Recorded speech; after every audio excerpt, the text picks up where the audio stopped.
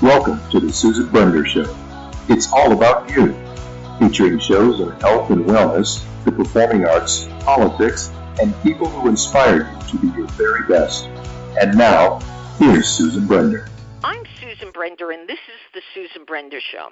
Today, my guest is M.L.Ruscsak, who says a lot of people don't know she's an author. That could change in the next year or two because Ruscsak, who wrote a book called The New Reign, and it was published in 2017, has been picked up by a movie deal. What an exciting thing.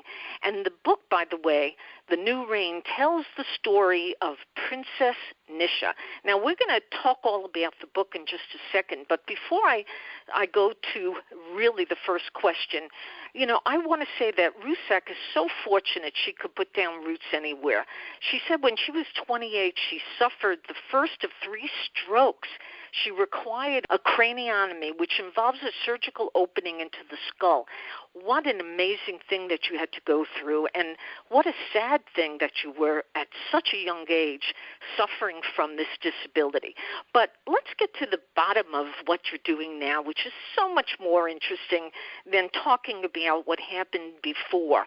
Let's move forward to today and what's going on.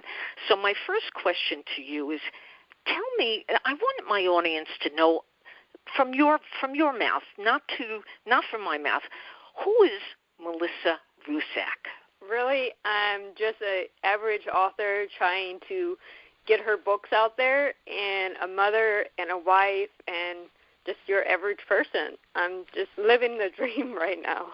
You're living the dream. And so when you say you're living the dream, I want people to understand what that means to you, living the dream. Well, I wrote the book, and within a few days of my mother reading it, she said, this needs to be a movie. After 2 years of knocking on the proverbial door, I'm getting there, and really this is a wild roller coaster ride that I'm bringing my publishing house on, and they're ecstatic about it. Oh, my God. I'm sure other authors out there would like to know how you publicized your book. Actually, I did it all myself. I did Facebook, Twitter, Instagram, LinkedIn, which if you're not on LinkedIn, get on LinkedIn as a professional. And why is that, Melisa? Why? What is so significant about LinkedIn? LinkedIn networks you to every business professional in your field of study. And then you take your second connections, and it opens so many more doors than just Facebook alone. It's not going to give you an audience, but it's going to give you professional connections that you need in the business world. Right. So what kind of promotions did you do? I mean, did you do something unique or special that, again, people who are writing books, people who would like to be have their books made into films, what did they have to do? I was really fortunate. Again, I didn't do anything special. I was doing the promote your books on Facebook on the group pages and doing author takeovers. And then I figured out how to work LinkedIn. Again, it was just, okay, I have all these second connections words are not primary, but they're out there that I can connect with. And one of them happened to be line producer Josh Fansel. And the first question he asked is, are you a literary agent or do you have one? Because I see you wrote a script. I said, give me 24 hours and I'll get back to you. So I went back to my publishing house. I said, hey, I'm talking to a line producer. Can I represent the house as your agent? You said that to them. They must have been I'm just curious, Melisa, what was their response to something like that? Because do many people do what you did? No. It's just the other authors in the house says, go with it, see where it goes. Within 24 hours, I had not only my book being looked at, but actually every book that I put in front of him being looked at. So we currently have not only my book, The New Reign, but I have 5 other authors that are also going into production. So you're actually now representing other authors as well. You've become like a manager, if you will. I have. I became their literary agent, and I also, on the side, am an agent for, I have my first actor, that I am also his agent, and a rap artist that I'm also his agent. That's incredible. What does it take?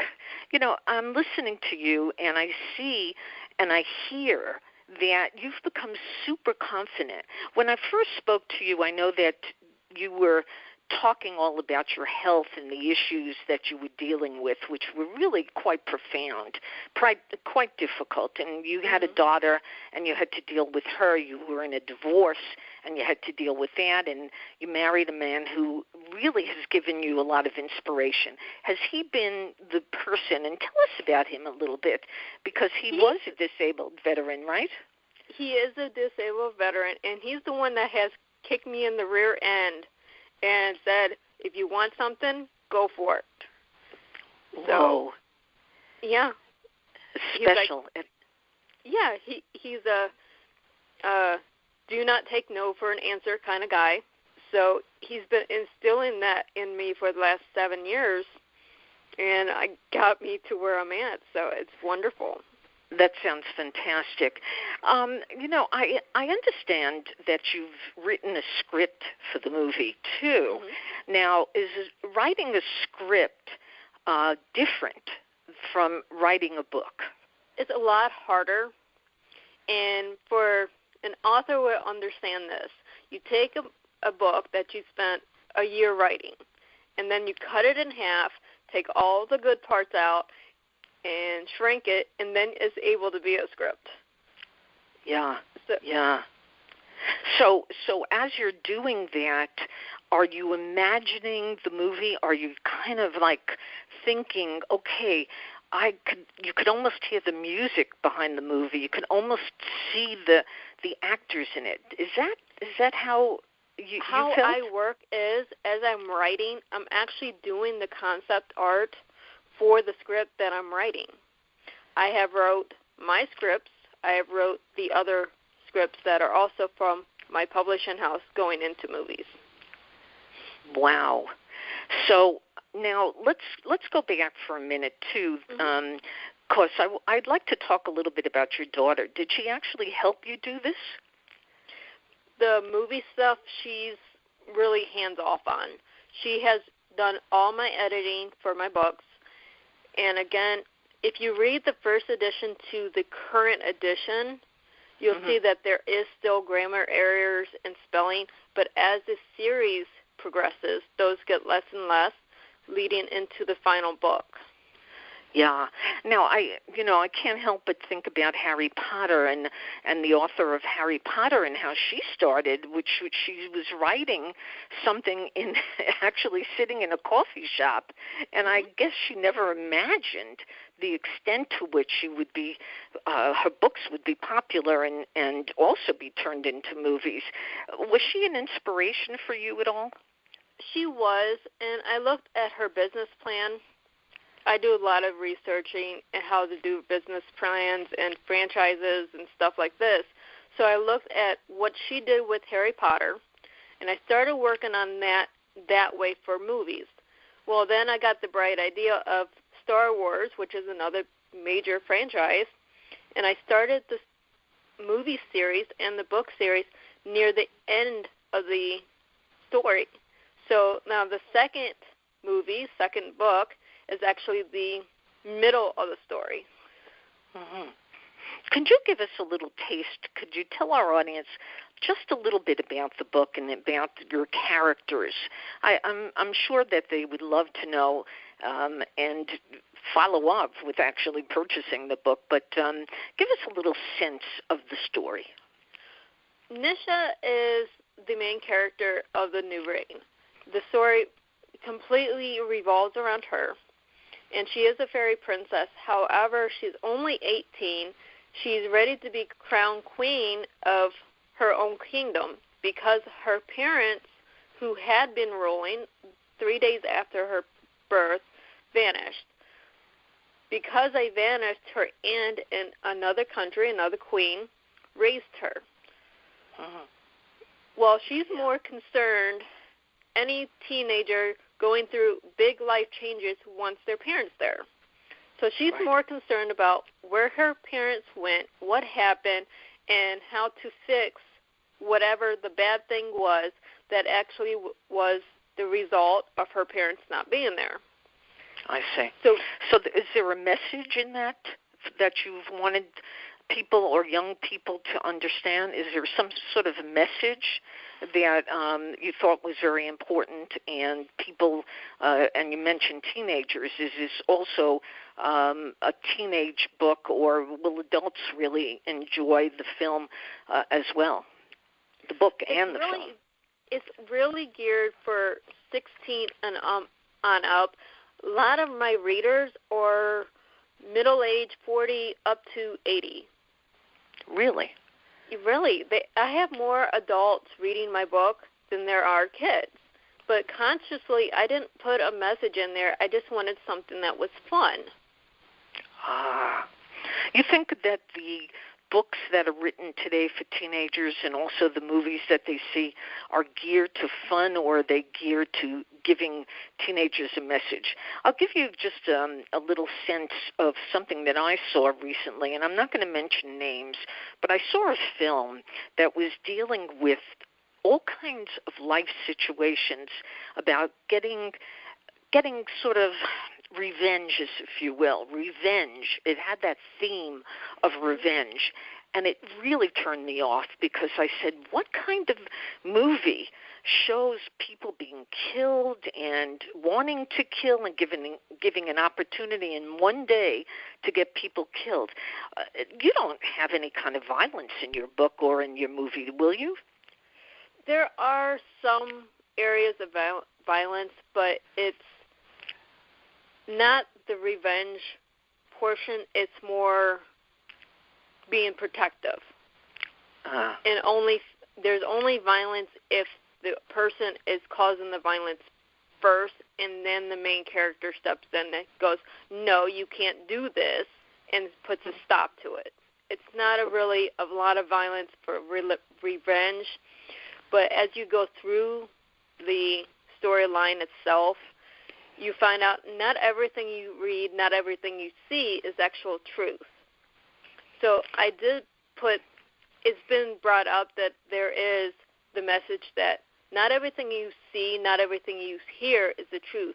You have to discover that, and sometimes it takes years to find out what the truth of a situation is. Yeah, but, you were talking again about teenagers. Do you think that teenagers need some advice or some, again, I use the word message, but you could probably, tell me why you think that it takes so long to understand this, and how do they understand it? Because teenagers, sometimes they avoid or they ignore some of the messages of, people older, and some of the leaders and some of the people who, their teachers, they avoid it. And it sounds like you kind of want them to figure it out at an early age. I do, and this comes from being a mother of a teenager. She doesn't always listen to me, but if you put it on a movie or in a TV series or in a book, she's more receptive to the message that you're trying to put in front of her as a parent. So there's some things as a parent I put in there, and then as she's reading it and editing it, she's go, oh, that's what you're trying to tell me. So it's sometimes easier for a teen to figure it out through contents than it is having a parent or a guardian or a leader tell them. It just happens. Yeah, it just happens. Now let's get into the real, kind of exciting thing, which is, when does your production start, and did they say a lead star has been picked? We'd love to know that. Can you give us a little insight? The character of Nisha has been chosen. She's an up-and-coming artist, up-and-coming actress. She actually reached out to me personally. I can't give away her name yet because the contracts are not finalized until next month sometime. Mm-hmm. So I can't say too much about that. The only one I can say is her father, who plays her father in the movie. His role has been picked. There's a few others. Come on, give us a hint. At least a hint. Okay, there's a couple minor roles that are in the new Lorain that are major roles in future movies that are being picked up by major A-list celebrities that are known for action fantasy movies. Action fantasy. Yes. Okay, so define that for us. Action fantasy. In I know I gave you a tough one there. Well, I can't say too much, and I don't want to give away names of movies because that gives away too much about the actors. But if you think of 2019, 2018, and your major blockbuster movies that are highly anticipated and have done very well in box office, those are the type of movies I'm referring to. I hear you. I hear you loud and clear.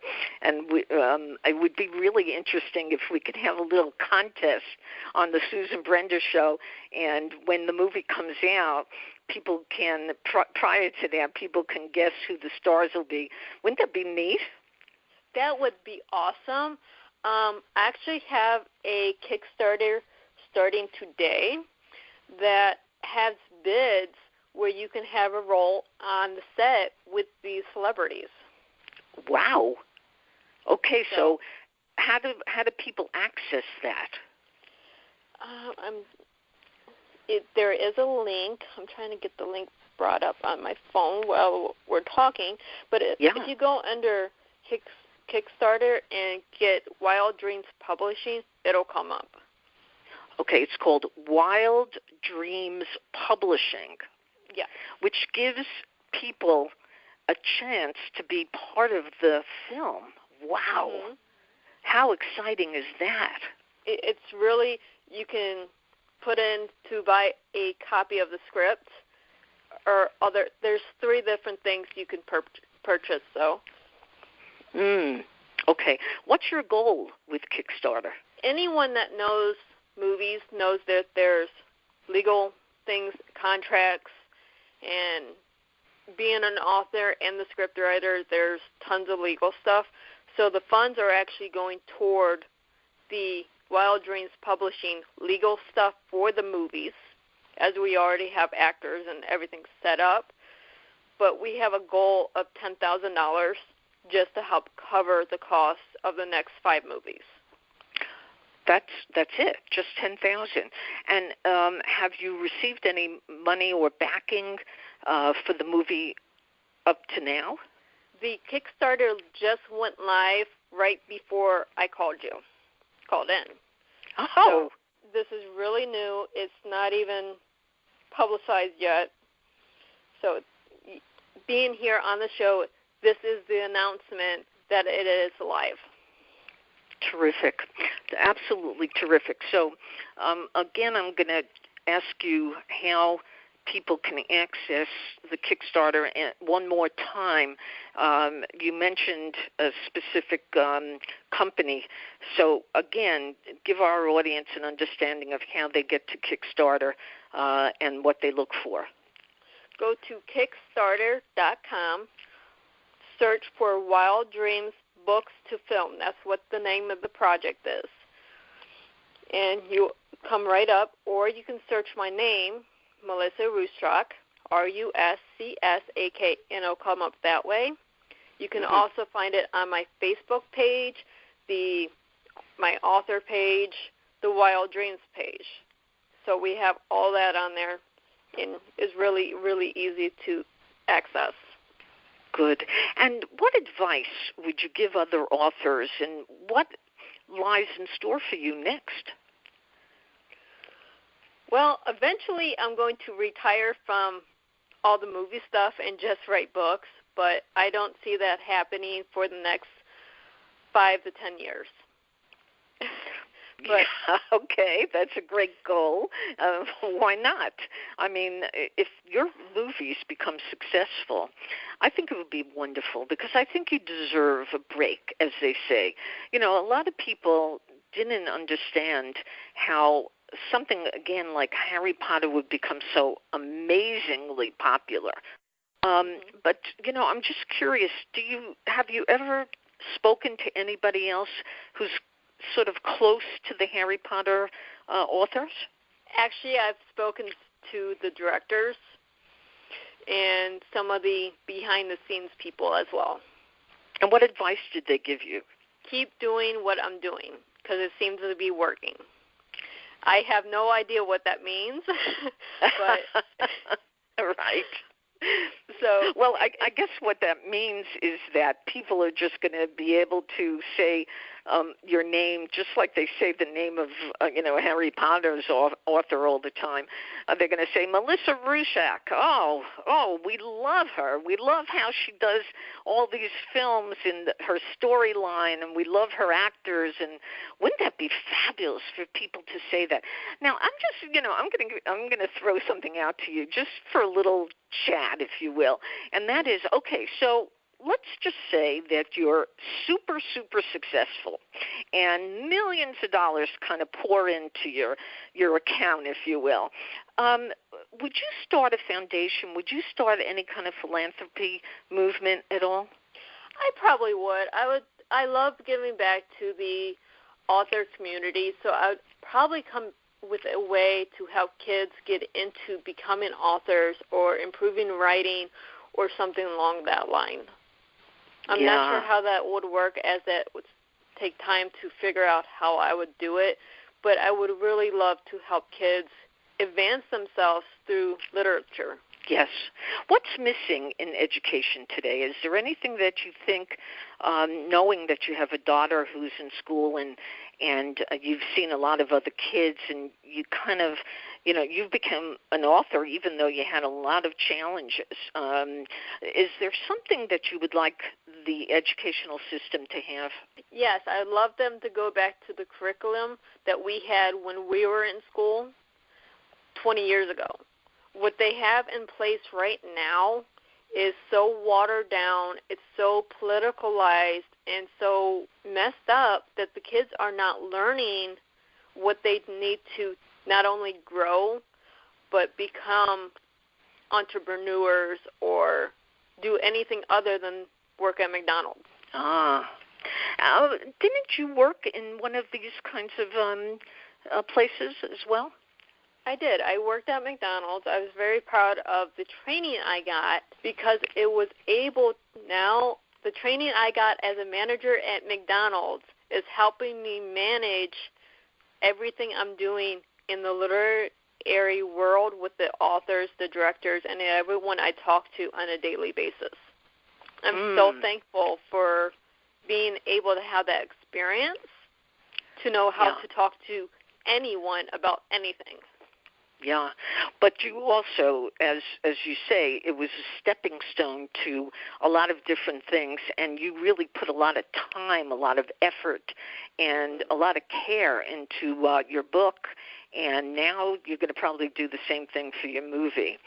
So, So last but not least, I want you to repeat, if you can, your contact information, and we wish you all the success in the world, but give us your contact information once more so that people can make sure that they follow you. If you go on Google, you type in M.L.Ruscsak, you will find all of my pages. You will find all my information. I'm very accessible to anyone that would like to connect with me. That is so fantastic. Well, my guest today is a repeat guest, and her name is M.L.Ruscsak. And as we discussed, she is going to be she's going to be a name. And I think that people ought to jump right now and get her book, because if they have her book, and even if they get her signature, in a number of years from now, they're going to say, "Oh my God, I met a fabulous and wonderful author and a wonderful film script writer." So I want them to follow up with that. And I thank you so very much, M.L.Ruscsak, for being on the Susan Brender Show. And thank you again for having me. Always thrilled to be on your show. Thank you, Melisa. Thank you for listening to the Susan Brender Show. To be a guest, email sebrender@yahoo.com.